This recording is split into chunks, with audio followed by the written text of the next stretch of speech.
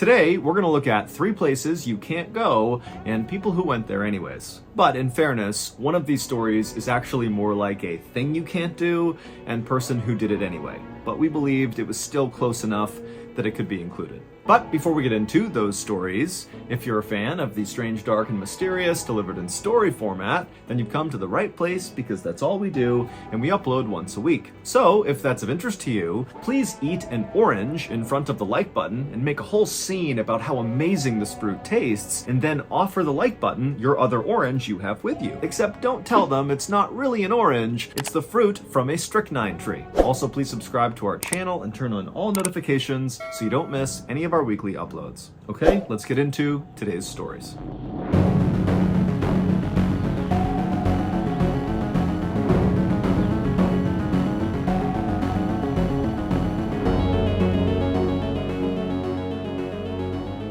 It was 2 days before Christmas in 2010, and 54-year-old Alan Catterall, along with his future son-in-law Mark, were sitting in the break room of a kayak molding facility in the United Kingdom where they both worked. And as they sat there drinking tea, they began exchanging notes about what gifts they got for the rest of their family for the holidays.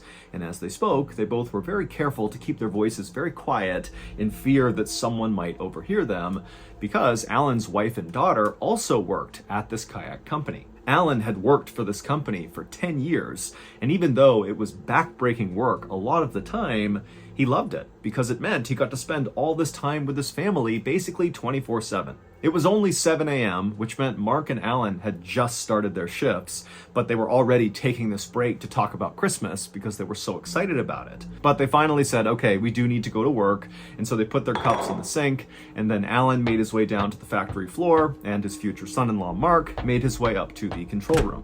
On the factory floor, where Alan was heading, was where all the special machinery was inside of these little rooms where the kayaks were actually molded and put together. And it was Alan's job to make sure the machinery was clean and operational. The machinery inside of these little kayak making rooms was very customized and very finicky, and so Alan was one of the few people at the company who really understood what made it work and what would cause issues, and so he was very valuable at the company. That day, Alan knew one of the circuit boards for one of these molding rooms had shorted out, and so the leadership had decided to shut down that particular molding room while the circuit board was fixed. And so when Alan went down and began checking out each of these molding rooms, he knew which one had been shut down. So he knew when he went in there, it was not going to be operational. But when he went into that particular molding room, he noticed that it really needed a good clean. When these kayaks were made inside of these molding rooms, a lot of times the excess plastic would kind of seep out of the actual mold, and it would get caked to the walls, and it would flake all over the ground.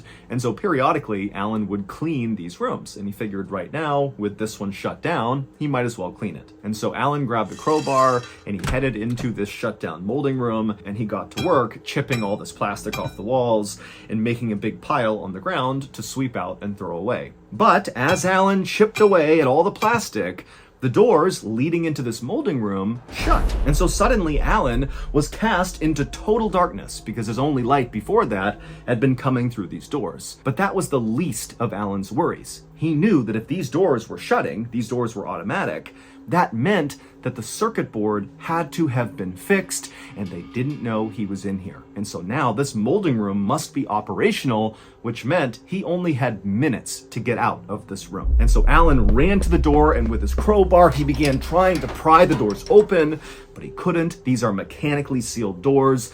They do not just open. You need to press a button to release them. But Alan's in a total panic. He knows what happens in this room, and he just can't get the doors open. And so he began banging on the door with his crowbar and screaming for anybody out in the factory floor to please stop this process that's surely starting inside of this room.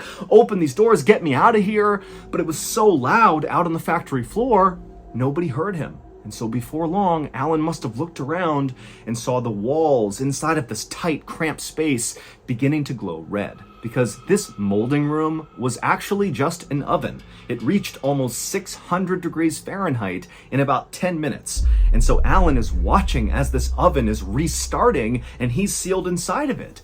And so the walls turned bright red, and then before long, the crowbar he was using to try to open the door must have become so hot he couldn't have held it. And then the ground as well would have been red hot, and his shoes would have begun to melt. And then the air temperature inside would have gotten so unbelievably hot, he couldn't have breathed. And so screaming in pain and pounding on the door, leaving his skin on the door every time he hit it, Alan eventually just collapsed to the ground in unimaginable pain as he cooked alive. Finally, when Alan caught on fire and black smoke began coming off of his body and pouring out onto the factory floor, the factory realized there's a problem with this molding room, so they turned it off, they opened it up, and they discovered Alan. It would turn out, after Mark and Alan had chatted about Christmas in the break room and then parted and gone their own ways, Alan had gone down to the factory floor and inside of that molding room, and his future son-in-law, Mark, had gone up to the control room where he would have no visibility of the factory floor. All he had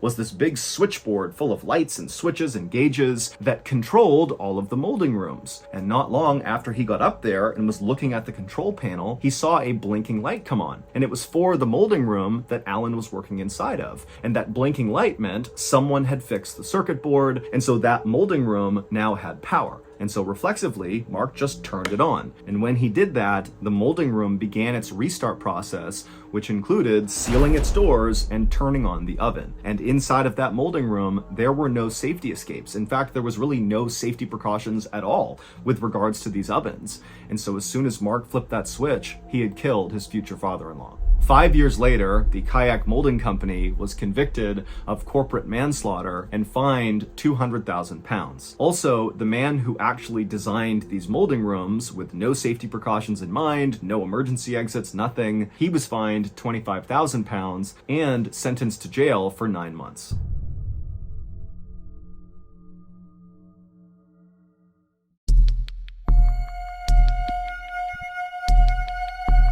On the evening of October 28, 2006, in a Florida city called Port Richey, a 37-year-old woman named Marisa Weber walked in the front door of her home and called out a greeting to her mom. Her mom didn't call back, but Marisa could hear her in the kitchen making dinner, and so Marisa walked over to say hello. But Marisa only got about 2 feet into the family's very cramped living room when one of their many cats came bombing into the room and nearly knocked Marisa over as it ran past her and ran up to the side of the wall and just stopped and stared at the baseboard of the wall like there was something there. Marisa was totally annoyed by this cat, and as she looked over at it, she knew what it was doing, because lately Marisa had noticed there were clearly rats in her family's home, kind of scurrying around in the ceilings and the walls. Marisa could hear them all the time, and one of their cats was now clearly hunting one of these rats. And this totally stressed Marisa out. She'd actually begun taking anti-anxiety and antidepressant medication largely because of this rat infestation, and really just the fact that Marisa hated living at her parents' home,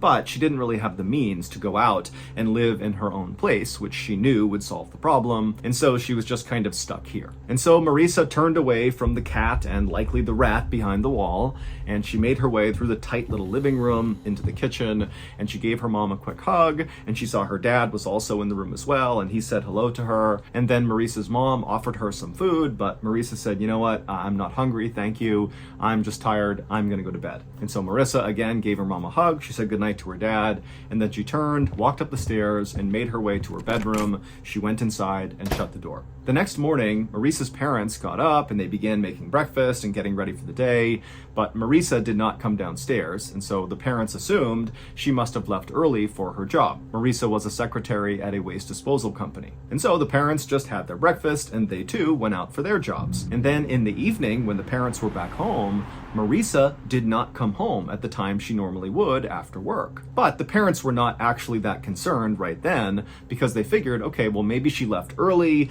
and she came home from work early, and so we just kind of missed her on both ends, and that's why her door to her bedroom is shut. She's just come home early and she's in there and she wants to be left alone. After all, she's a 37-year-old woman, she probably wants her space. But later that night, when still the parents had not even heard their daughter moving around up there, the mother went upstairs and knocked on Marisa's bedroom door. but there was no answer. And so finally, Maurice's mom opened the door and the room was totally empty. Now, at this point, the parents did start to get concerned because they're thinking, okay, well, we didn't see her this morning. We haven't seen her now. We don't know where she is. But again, their daughter is 37 years old. And if she wanted to go do something out of the house by herself and not tell anyone, she was kind of entitled to do that. And so the parents ultimately decided that they would just let this go for now. And in the morning, they were sure to see her.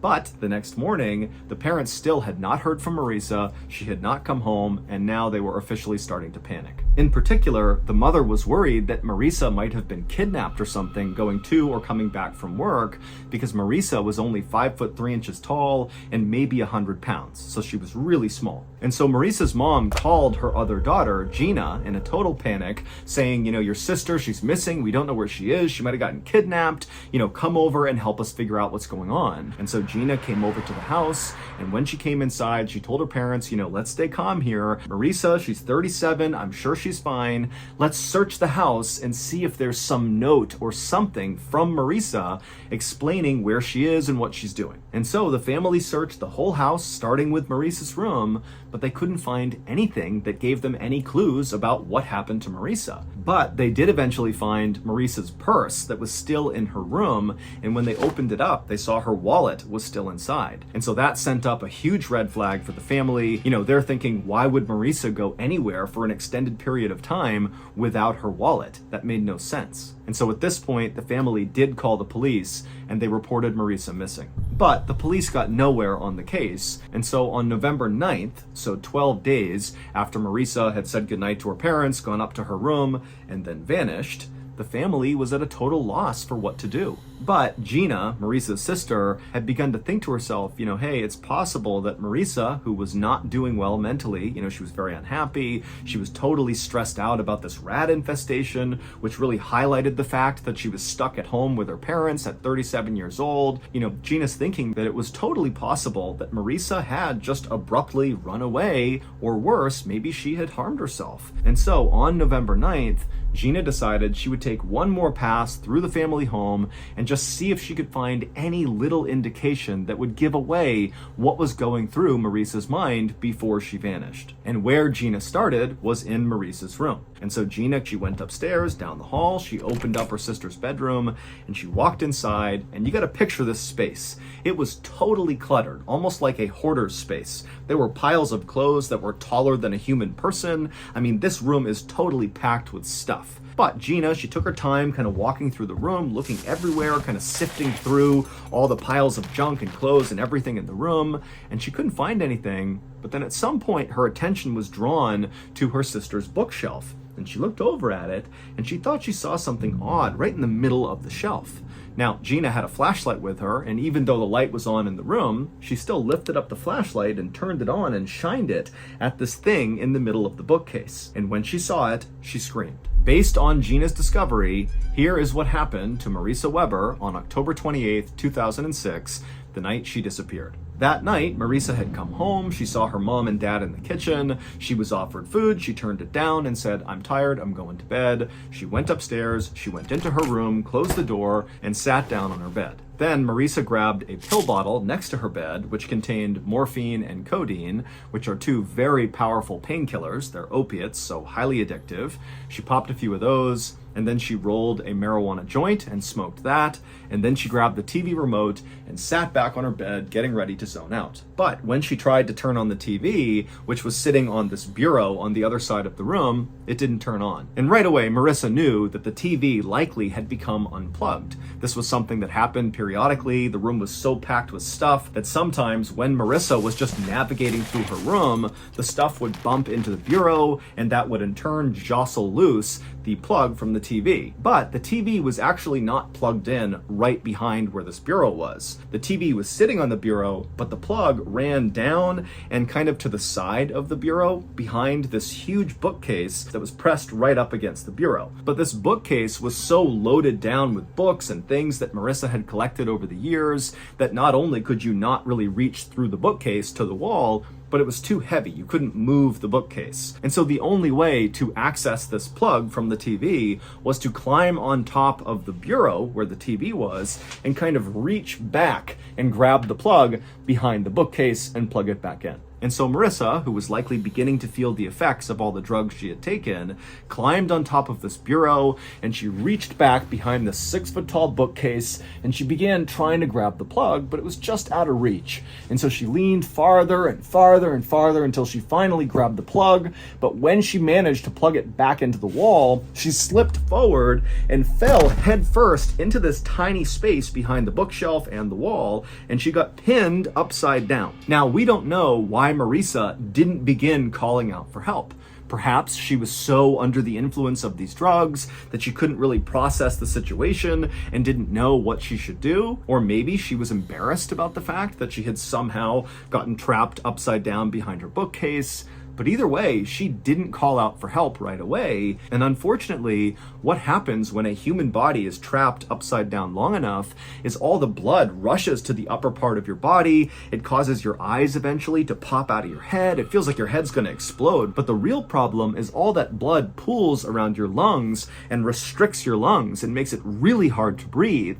And critically, if you can't take a big breath in, you can't project your voice loud enough to call out for help. And so Marissa did not call out for help during those first critical few moments she was trapped behind the bookcase. And then when she realized she absolutely couldn't move, she didn't have the lung capacity to call out for help. And so likely for 1 or maybe even 2 days, Marissa remained upside down behind this bookshelf and likely was aware of her family coming in and out of her bedroom looking for her, but she was not able to vocalize. She could not get their attention, and so eventually she died. Marissa's family would say when they were looking for Marissa in her bedroom while she was dying behind the bookcase, they said they did hear sounds, but it sounded like the rats that were running all over their house. And so they didn't know it was actually likely Marissa moving around behind the bookcase trying to get their attention because she can't use her voice. And then after Marissa died, her family did continue to go back into her room to look for her, and they began to smell something funny, which was Marissa decomposing. But the family didn't know that, and they chalked it up to the fact that the room was really messy. And again, there are rats in this house.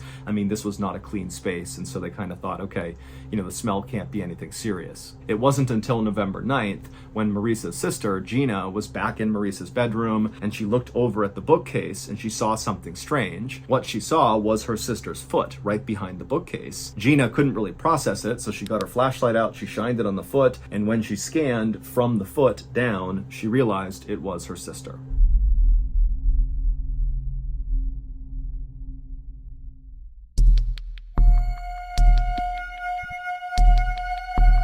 On the night of May 29th, 2007, a 29-year-old man named Romy Baligula sang to himself as he and a big group of his friends wandered into a karaoke bar in the city of San Mateo in the Philippines. Life had not been easy lately for Romy, but tonight he was feeling good. He and his buddies had begun drinking alcohol about an hour earlier, and so he already had a nice buzz as he walked into this bar. He had a brand new shirt on, and for the first time in weeks, Romy actually had money in his pocket. Romy had lost his job a couple of months earlier, and since then, he had not been able to find new employment. And so this city he was living in, San Mateo, even though it was one of the wealthiest places in all of the Philippines, it was also known as a place that had lots of poverty and really no safety net for people that fall on hard times.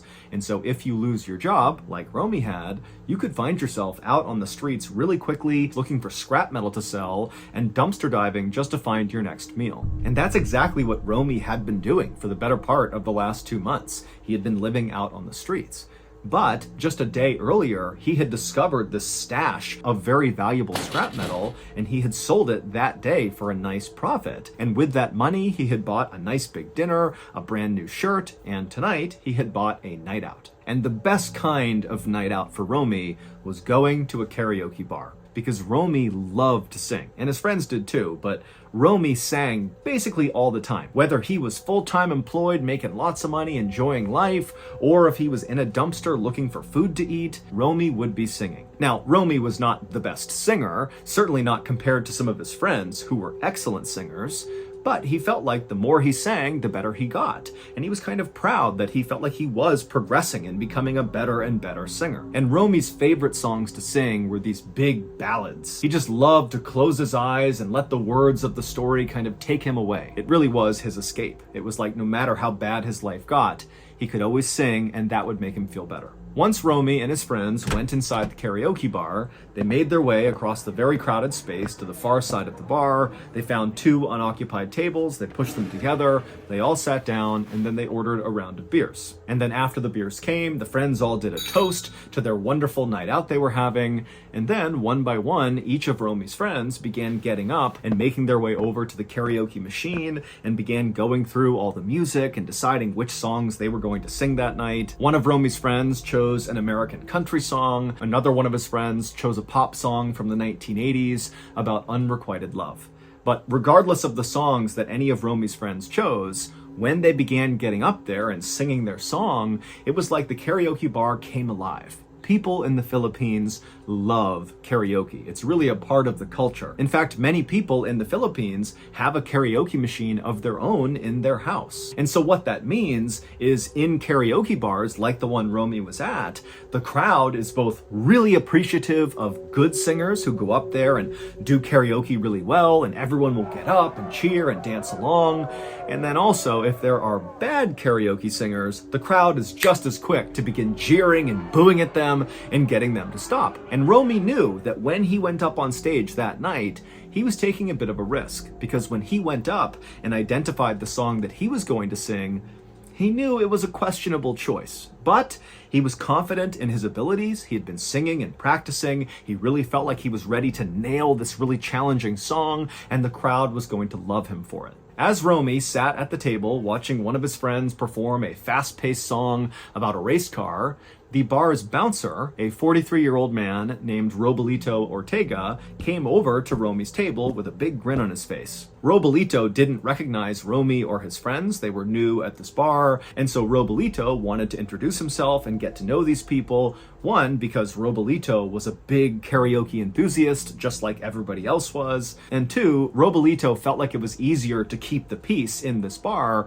when everybody knew him and he knew everybody. And so Romy and his friends, they chatted happily with Robalito, and then after Romy's friend, who was singing the song about the race car, wrapped up and came down off the stage, Robalito gave him a nice congratulatory pat on the back and told the friend he did a great job up there. And the friend, in turn, turned around and flagged down the bartender at the other side of the bar and kind of gestured, hey, we want another round of drinks. And the friend also made it clear that he wanted to give a drink to the bouncer as well, as like a thank you to the bouncer for giving him the compliment. And the bouncer said, thank you very much. And then before long, the beers arrived, and Romy and his friends and the bouncer, they all cheersed and toasted the night and enjoyed their drinks together. And then just a couple of minutes later, it was Romy's turn to take the stage. And so he got up and, as confidently as he could, kind of jogged up onto the stage, and he took the microphone and he looked out at the crowd. And everybody's having a great time. It seemed like the mood was really positive, and Romy really felt like, again, even though this song was a questionable song choice, that this crowd was going to love it and that he was going to do a wonderful job. But when the song began to play in the background, Romy noticed that right away, the mood in the bar completely shifted. It went from loud, happy, and talkative to almost silent as everybody in the bar turned and looked up at the person who had chosen this song. But Romy had anticipated this, and he knew as soon as he actually began singing this song that he could win them over. He was going to nail this song. And sure enough, Romy began to sing, and right away, it was like the mood began to kind of return to what it was. People in the audience could tell that Romy was doing a good job, and so about a third of the way into his song, Romy noticed that the bar was basically back to normal. He even looked over and saw the bouncer, who was still standing with his friends over at the table, had raised his beer, kind of saying, keep it up, you're doing great. And when Romy saw the bouncer really getting into it, Romy had this surge of adrenaline, and suddenly he felt so confident that he really leaned into the song. And so he began dancing on stage and really belting out each of the lines of the song. But at some point in the song, there's this moment where the singer really needs to hit a high note. And when Romy very confidently attempted to hit this high note, his voice cracked, and it was a really loud, like obvious cracking of his voice, and it kind of threw Romy off rhythm, and he couldn't really get back on rhythm. And so right away, the audience reacted by going quiet again and looking angrily up at Romy like, we knew you were going to screw this up. This was a bad choice. And Romy actually looked over and saw the bouncer. And now the bouncer had his beard down and he's glaring angrily at Romy like, what are you doing? But Romy, even though he was kind of faltering here, he did his best to kind of regain his composure because he knew he had practiced this song so many times. He knew he could do it. And he tried so hard to get back on track, but he just couldn't do it. And it was around this point that he looked back at Robolito, the bouncer, and all he would have seen is Robolito angrily belting out the words of this song, almost like he was trying to override how badly Romy was singing it. And then at some point, as Romy is staring at Robolito, while singing this song, pulls out a gun, aims it at Romy, and fires. In the Philippines, there is one song that everybody knows you do not sing. In fact, this song is often banned in most karaoke bars, and then even when it's not banned, nobody sings it. And the reason this song is so forbidden is because since 1998, people have begun being murdered for singing it. Reasons unknown, but it just keeps on happening. Since 1998, 12 people have been murdered either while they were singing this song for karaoke or immediately after it. The forbidden song is called My Way by Frank Sinatra, and that was the song that Romy chose. Now, no one really understands why this song somehow elicits all this violence in people in karaoke bars in the Philippines, but it does. Some have said that the message of the song, which is about a man being a man and doing it his way, kind of brings out a lot of masculine energy amongst people that are listening to it, and it can apparently prompt people to just suddenly start acting violent. But that's just a theory. No one really understands why this song just keeps leading to murders. But on May 29th, 2007, when Romy sang this song, Robolito, the bouncer, who liked Romy and liked his friends and was having a nice drink with them, he just couldn't handle it when the song was getting butchered, and he hated the song to begin with. And in fact, ironically, Robolito had been hired by that karaoke bar specifically to keep the peace if the song were to come on. But as he listened to this song, something happened inside of him, and he pulled his gun and shot and killed Romy. So that's going to do it. If you got something out of today's stories, be sure to check out our podcast called the MrBallen Podcast, where we have hundreds more stories just like the ones you listen to that are available right now. You can listen to the podcast, which again is called the MrBallen Podcast, exclusively on Amazon Music.